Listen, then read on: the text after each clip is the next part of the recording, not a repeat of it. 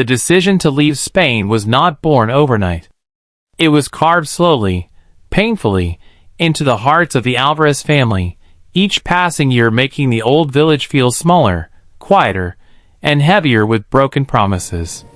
Miguel Alvarez had once believed the vineyards would recover. He had believed the soil would forgive drought, that the economy would rise again, that hope would return to the narrow stone streets of Andalusia. But hope, like water, had dried up. America, on the other hand, lived like a distant myth. Stories traveled faster than ships and trains. Stories of endless land, golden opportunities, railroads cutting through wilderness, and cities that never slept. Miguel's cousin had written letters from New York, describing factories that paid weekly wages and towns growing overnight like miracles. So Miguel sold what little remained, the land, the mule, his father's watch. With the money, he bought passage. First by ship across the Atlantic, then by train through the vast American interior. His wife, Elena, packed memories more than belongings. Their son Diego, 17 and restless, dreamed of adventure. And then there was Isabella Alvarez. Isabella was 19, quiet, observant, and strikingly beautiful in a way that did not announce itself loudly. Her dark hair flowed like a shadow down her back, and her eyes held a kind of sadness that only comes from leaving everything you love behind. As the train whistle screamed and the iron beast lurched forward, Isabella pressed her palm against the window and whispered goodbye to Spain, not knowing she was also whispering goodbye to the girl she used to be. Chapter 2: The American Train. The American train was unlike anything they had ever seen. It roared like an animal, breathed smoke like a living thing, and stretched endlessly, car after car filled with immigrants from every corner of the world.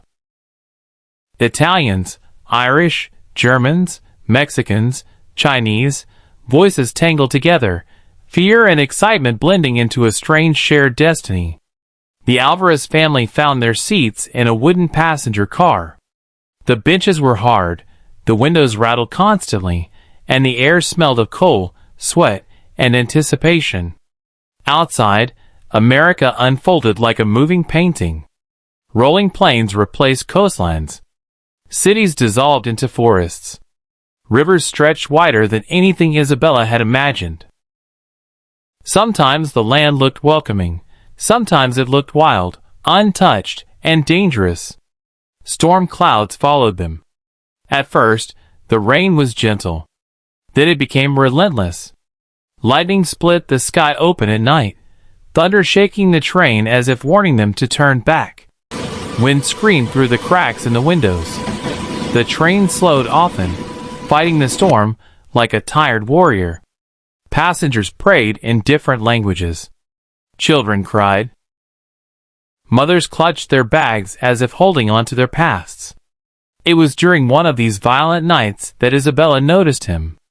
Chapter 3: The Stranger Across the Aisle. He sat across the aisle, alone. Tall, lean, with dust-colored hair, and eyes that seemed to carry both kindness and exhaustion. He wore simple clothes, workman's boots, a worn jacket, and a small leather satchel resting at his feet. He noticed Isabella watching and offered a polite smile. "Storm's not letting us sleep," he said in English, then hesitated. "Do you speak English?" "A little," Isabella replied softly, her accent heavy but graceful. "My name's Ethan Walker," he said. "I'm heading west. Looking for work. And something new." Isabella nodded. "We are going east. To start again." They spoke cautiously at first, words bridging cultures slowly. Ethan asked about Spain. Isabella asked about America. He told her about endless forests, about railroads pushing through wilderness, about towns that didn't yet exist. Something gentle formed between them, not sudden passion, but a quiet understanding. Two souls traveling in opposite directions, both uncertain, both hopeful. When the storm grew violent, The lights flickered. The train shuddered. And then, everything stopped. Chapter 4. When the train broke down. The screech of metal echoed through the night. The train jolted violently, throwing passengers forward. Luggage fell. Someone screamed. Then silence, broken only by rain hammering against the roof. The conductor moved quickly through the cars, lantern in hand. "Engine failure," he announced. "A landslide damaged the track ahead. We can't move until morning." Morning was hours away. Outside was nothing but darkness and jungle. The train had stopped at a remote section of wilderness. Dense forest pressing close, trees towering like silent guards. The storm showed no mercy. No town.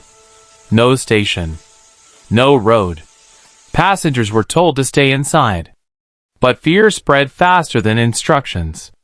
Some worried about supplies. Others about animals. Whispers of wolves and bandits floated through the car.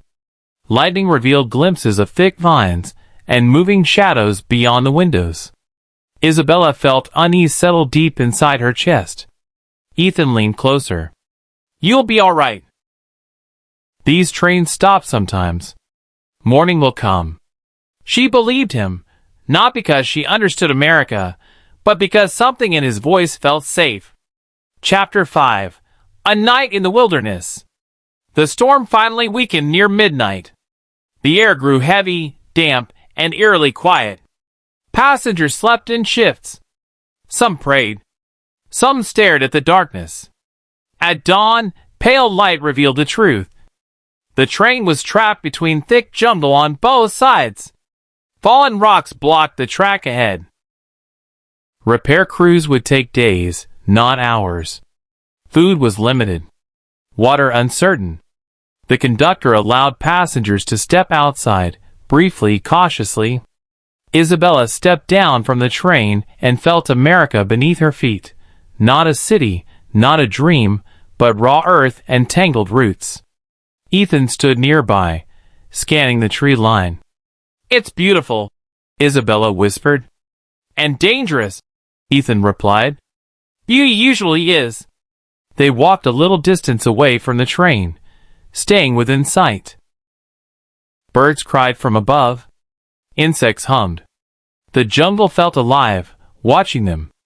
Diego called out to his sister, but Isabella waved, promising not to go far. That promise would soon be broken.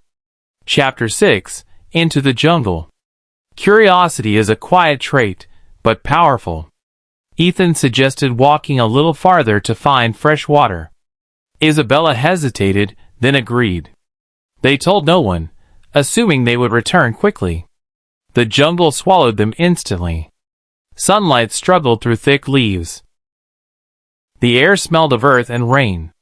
Every step pulled them deeper, sounds of the train fading behind them. They talked as they walked, about dreams, about fears. Ethan confessed he was running from a life that never fit him. Isabella admitted she feared becoming invisible in America, just another immigrant girl with no voice. Then, a distant train whistle echoed. Isabella turned sharply. "That was our train." Ethan froze. Another whistle, closer. The sound of steam building. "They're fixing it," he said. Panic surged through Isabella. "We must go back." They ran, but the jungle twisted directions. Paths vanished. Trees looked the same. Sounds echoed misleadingly. The whistle screamed again, then silence. Moments later, a low rumble shook the ground. The train was moving. And it was leaving. Chapter 7. Lost. They burst from the trees too late. The train was already pulling away, smoke trailing into the sky like a farewell. Isabella screamed her family's names. No one heard. She collapsed to her knees, tears falling freely now. "My family, they will think I am dead," she sobbed. Ethan knelt beside her. "We'll find them. Trains follow tracks. Towns follow tracks. We survive, and we catch up. But inside, he knew survival would not be easy. Night would come again. And they were alone. Chapter 8, Survival. They built a small shelter from branches. Ethan used a knife to cut vines and wood. Isabella gathered leaves and tried to remain calm. Hunger came quickly. Fear followed. At night, jungle sounds grew louder, growls, rustling, unseen movements. Isabella stayed close to Ethan, clutching his arm when shadows passed too near. A storm returned. Rain soaked them. Cold settled in. Isabella trembled, not just from the weather. Ethan wrapped his jacket around her. "I won't let anything happen to you." She looked at him then, not as a stranger, but as someone tied to her fate. "I trust you," she whispered. In that moment, love did not arrive like lightning. It arrived like shelter. Chapter 9, Love in the Wilderness. Days passed. They followed the tracks, walking carefully, surviving on berries, river water, and shared strength. Isabella learned to be brave. Ethan learned to hope again. They laughed sometimes, at nothing, at everything. At night, beneath unfamiliar stars, they talked about a future neither had planned but both began to want. "If we survive this," Ethan said one night, "I don't want to lose you." Isabella smiled softly. "Then don't." Their first kiss was gentle, born of fear, trust, and survival. It tasted of rain and promise. Love, they realized, could grow anywhere, even between storms. Chapter 10, The New Beginning. On the 7th day, they reached a small railroad town. Help came quickly. Messages were sent. Weeks later, Isabella reunited with her family. Tears, forgiveness, relief. Miguel thanked Ethan with trembling hands. America had tested them, but it had also given them something unexpected. Years later, when Isabella stood beside Ethan, now her husband, watching trains pass beyond their small home, she remembered that broken track, that storm, that jungle. Some journeys begin when plans fall apart. Some loves are found when the train leaves without you. And sometimes, getting lost is the only way to truly arrive.